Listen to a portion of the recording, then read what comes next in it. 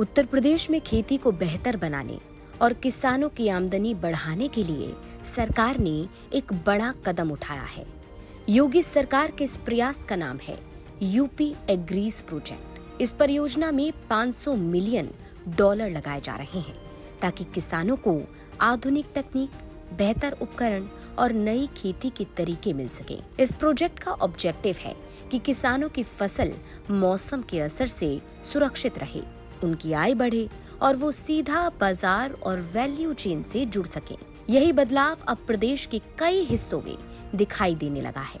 सबसे बड़ा असर देखने को मिल रहा है बुंदेलखंड और पूर्वांचल के कई इलाकों में, जहां किसानों की जिंदगी अब पहले जैसी नहीं रही, बल्कि नई राह, नए साधन और नई उम्मीदों के साथ आगे बढ़ रही है। अब चलिए आपको बताते हैं कि यूपी एग्रीज प्रोजेक्ट से कैसे बदल रही है यूपी के किसानों की जिंदगी। यूपी एग्रीज का उद्देश्य है किसानों को जलवायु सुरक्षित, आधुनिक और प्रतिस्पर्धी कृषि से जोड़ना।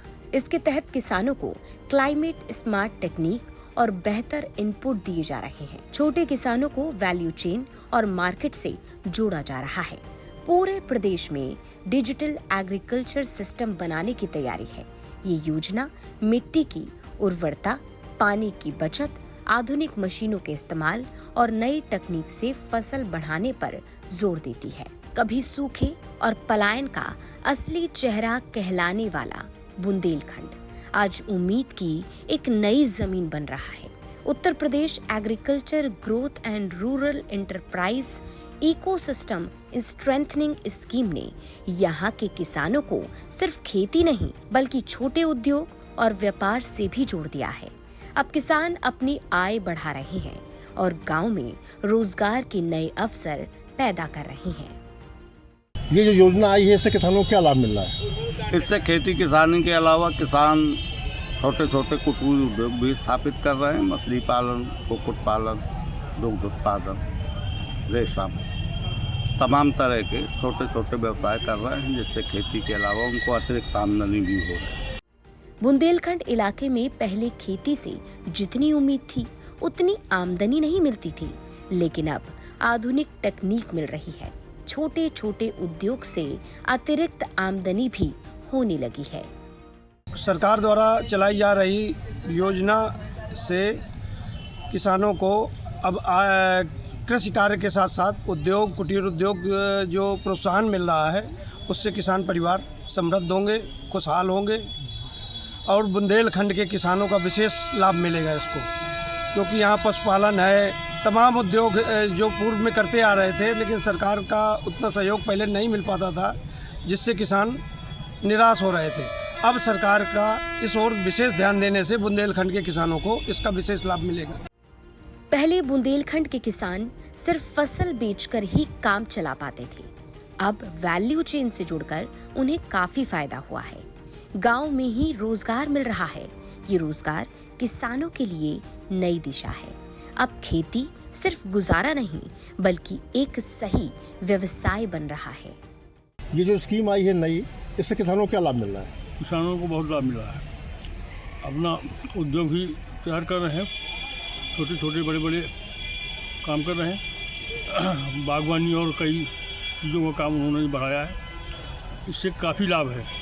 इनका जो है, जो व्यापार था पहले एक सूत्री कार्यक्रम था खाली कृषि भर का, अब उसके साथ साथ जो और काम उन्होंने बढ़ाए हैं, उससे उनको बड़ा लाभ मिलेगा और इससे उनकी तकदीर बदलेगी। ये बदलाव बताता है कि जब तकनीक, प्रशिक्षण और मार्केट ये तीनों एक साथ मिलें तो किसान की जिंदगी सचमुच बदल सकती है।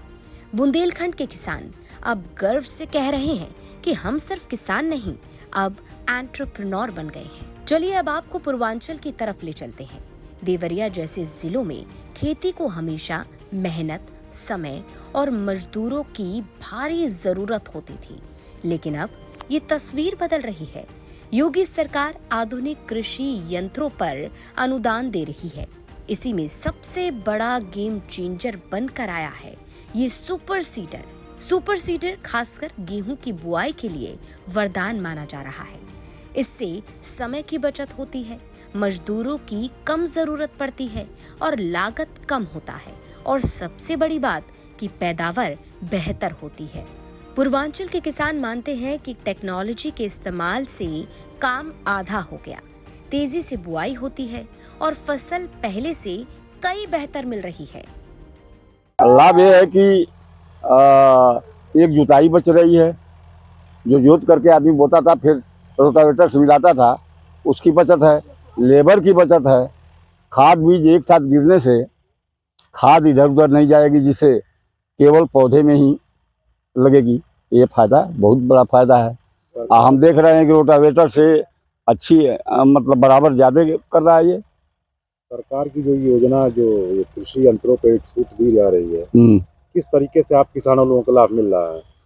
अब यही जो खर्च भी कम है, फायदा अधिक है, लेबर का खर्च नहीं है, तो फायदा है।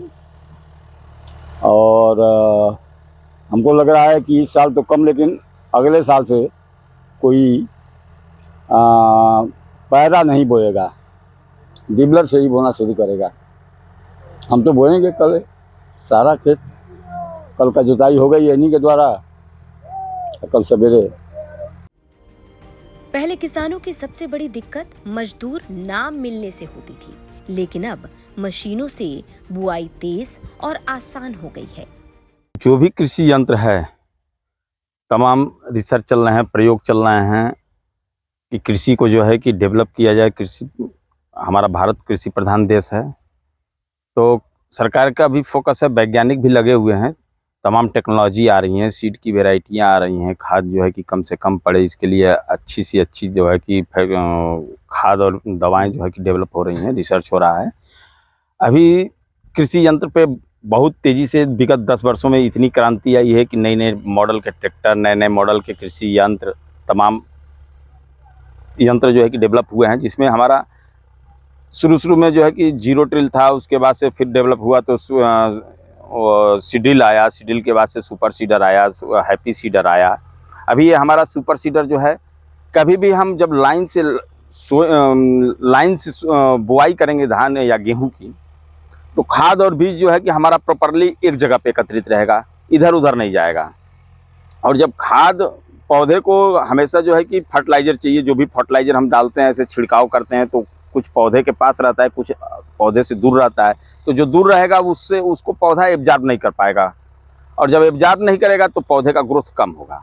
और जब बीज और खाद एक जगह रहेगा तो पौधा जो है कि उसको पूरा जितना उसको ज़रूरत है उतना उसको ग्रहण करेगा, और जब पौधा भरपूर खाद पाएगा तो उसी तरह उसके कल्ले ज़्यादा निकलेंगे, प्रोडक्शन ज़्यादा होगा। उसी को लेकर के ये हमारा सुपर सीडर अभी चल रहा है। ये लाइन सोइंग ही है, इसमें खाद और बीज एक पास में गिर रहे हैं, लाइन से गिर रहे हैं। बीच में जो जगह है, निराई गुड़ाई अगर हमको करानी है मजदूरा से या अपने किसी दूसरे कृषि यंत्र से, इसकी निराई गुड़ाई भी हम आसानी से कर सकते हैं। और ऐसे छिड़कवा में जो है कि घास जो होते हैं, खरपतवार जो होते हैं, पौधे जो होते हैं, पता नहीं चलता कि पौधा कौन है, घास कौन है, खरपतवार कौन है, तो उसकी निराई गुड़ाई में दिक्कत आती है। अब हमको उसके लिए पेस्टिसाइड पे ही डिपेंड रहना पड़ता है। और जब लाइन स्विंग रहेगी, बीच में जगह रहेगा, तो हम लाइन को फैला करके और बीच में जो भी खरपतवार है उसकी निराई गुड़ाई कर सकते हैं। देवरिया में किसान साफ कह रहे हैं, आधुनिक मशीनें हमारे खेती करने के तरीके को बदल रही हैं और इससे हमारी जिंदगी भी बदल रही है। यूपी एग्रीज सिर्फ उपकरणों तक सीमित नहीं है, ये पूरे प्रदेश में एक नई डिजिटल खेती की व्यवस्था लाने वाला है और सरकार यूपी एग्रीवर्स पर लगातार काम कर रही है। इसके तहत AI, big data, IoT sensor, GIS और ड्रोन जैसी आधुनिक तकनीकें खेती के हर स्तर पर इस्तेमाल होंगी। मिट्टी की स्थिति, फसल की सेहत, मौसम की जानकारी, ये सब कुछ रियल टाइम में किसानों तक पहुंचेगा। साथ ही केसीसी का डिजिटाइजेशन, नए कृषि ऋण model, blended finance, challenge fund जैसी सुविधाएं किसानों और ग्रामीण उद्यमियों के लिए पूरी तरह नई संभावनाओं के रास्ते खोलेगी। इस योजना का एक हिस्सा मत्स्य पालन को मजबूत करने पर भी केंद्रित है। फार्म पॉन्ड और रिजर्वॉयर में मछली उत्पादन बढ़ाने के लिए ICAR और कृषि विश्वविद्यालय आधुनिक तकनीक दे रहे हैं। इससे उन किसानों को बड़ी मदद मिलेगी जिनके पास पानी की उपलब्धता तो है, लेकिन तकनीक और मार्गदर्शन की कमी की वजह से मत्स्य पालन की ओर आगे नहीं बढ़ पा रहे हैं। बुंदेलखंड के सूखे खेत, देवरिया की मेहनत से थके किसान, आज दोनों जगह एक ही बदलाव दिख रहा है। वो है नई तकनीक, नया आत्मविश्वास और नई दिशा। यूपी एग्रीज परियोजना किसानों के लिए सिर्फ एक योजना नहीं, बल्कि उनकी जिंदगी में स्थायी बदलाव का रास्ता है। किसानों की बढ़ती आमदनी, आधुनिक उपकरणों से मिली ताकत और मार्केट से जुड़ने के नए अवसर बताते हैं कि जब नीतियां दूरदर्शी हों और सही तरीके से जमीन पर उतरें, तो खेती भी बदलती है, गांव भी बदलते हैं और पूरा प्रदेश आगे बढ़ता है। ब्यूरो रिपोर्ट, यूपी तक।